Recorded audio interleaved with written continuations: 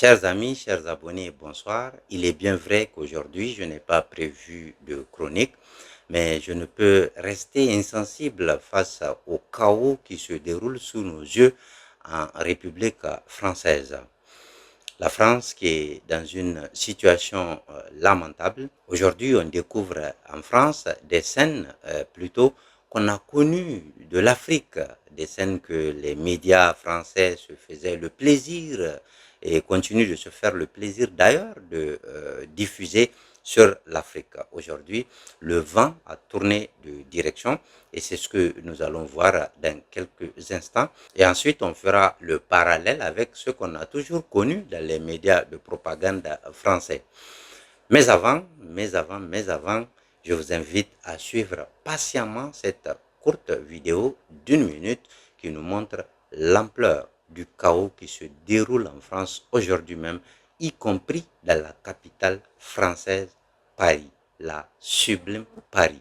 Regardez s'il vous plaît. File d'attente, bagarres, bousculades, des scènes de chaos ont eu lieu dans les Lidl en France pour acheter des ventilateurs et climatiseurs. Ce 2 juillet, plusieurs Lidl, notamment à Paris, Nanterre, Gennevilliers et Suresnes, ont été pris d'assaut car l'ancienne allemande de grande distribution a annoncé il y a quelques jours que ses magasins seraient réapprovisionnés en ventilateurs, climatiseurs et rafraîchisseurs d'air, alors qu'une nouvelle vague de chaleur est annoncée à partir de ce week-end. En tout, 200 000 produits ont été répartis sur les 1600 magasins du pays. Sur les réseaux sociaux, des vidéos montrent des clients regroupés dès 8h du matin devant les portes des magasins. Par exemple, ici à Nanterre, à cause des mouvements de foule, les portes ont fini par céder et tomber au sol. Des scènes de bagarre ont aussi été filmées. Eh les gars, doucement! Wesh les gars! Selon BFM TV qui était sur place, seulement une dizaine de clients auraient réussi à s'acheter un appareil. De manière générale, il n'y avait pas assez d'appareils par rapport à la forte demande. Dans le 14e arrondissement de Paris, un client a raconté sur X qu'il y avait 2 climatiseurs et plus de 400 personnes. Ils ont mis du gaz lacrymo, des femmes sont tombées. Les forces de l'ordre ont dû intervenir dans plusieurs magasins. Voilà, vous l'avez vu, je pense que les images se passent de tout commentaire, mais le parallèle à faire ici, c'est qu'il y a des décennies, ce genre d'images se sont montrées sur les médias français qu'en ce qui concerne l'Afrique. Et cela nous permet de comprendre une chose. Si lors des catastrophes naturelles, lors des guerres fabriquées par les Occidentaux sur le continent africain, lors des famines fabriquées aussi par les Occidentaux sur le continent africain, on arrive à voir ce genre de scène de bousculade d'êtres humains qui cherchent de la nourriture, qui se bousculent, qui s'affrontent juste pour avoir quelques rations alimentaires. On pensait, en tout cas c'est ce qu'on nous avait mis dans la tête, que cela ne pouvait arriver qu'à l'Afrique, ce continent que l'on voulait présenter comme maudit, avec ce peuple que l'on voulait, que l'on a toujours voulu montrer comme un peuple qui n'est pas civilisé, pour ne pas dire sauvage. Et tout le monde a vu ce genre d'image sur l'Afrique, lorsque les guerres nous ravagent, lorsque la famine nous ravage, lorsque les catastrophes naturelles nous atteignent.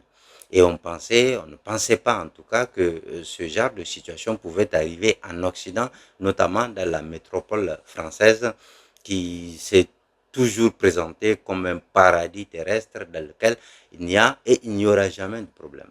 Mais aujourd'hui, vous voyez comment les Français se bousculent, comment ils se bagarrent, comment ils viennent monter la garde devant un magasin pour avoir un climatiseur ou ne serait-ce qu'un ventilateur. Cela fait comprendre que c'est la nature de l'être humain, la nature de l'homme. Lorsque quelque chose ne suffit pas à tout le monde, lorsque les gens sont dans une situation difficile, une situation de précarité, ils ont tendance à laisser leur instinct de survie prendre le dessus et ils font des comportements contraires à leurs propres valeurs, contraires aux valeurs humaines tout simplement. Mais pendant longtemps, on a présenté cela comme étant le propre de l'Africain, comme si c'est l'Africain seulement qui pouvait s'adonner à ce genre de comportement lorsqu'il est dans une certaine situation. C'est pour dire à nos jeunes frères et sœurs qu'ils ne se laissent plus berner par la propagande des médias français, qui tentent à nous faire croire que nous sommes des sous-hommes, nous sommes des incapables, nous sommes un peuple qui n'est pas civilisé. Et c'est pour ça que nous avons notre seul problème, c'est que nos dirigeants ont toujours laissé d'autres pays, d'autres nations venir piller nos ressources. Nos dirigeants ont eux-mêmes pillé nos ressources pour aller les déposer dans les pays occidentaux, dans les banques occidentales et ailleurs dans le monde, en créant la misère, la pauvreté et la désolation dans nos pays. Et c'est tout cela qui est fini aujourd'hui dans la Confédération AES en tout cas.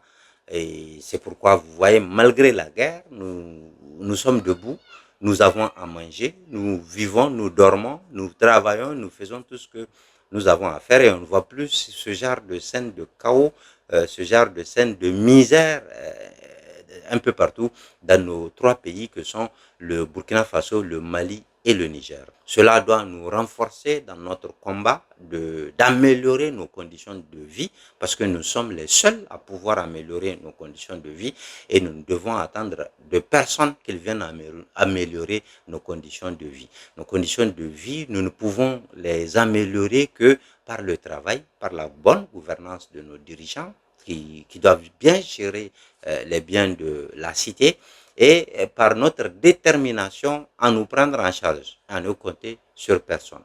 Donc voilà un peu ce que je voulais partager avec vous aujourd'hui sur la situation catastrophique de la France, du fait en partie qu'elle n'a plus accès aux ressources faciles des pays de l'AES, du Burkina Faso, du Mali et du Niger. Ressources que la France pillait depuis les années 1800.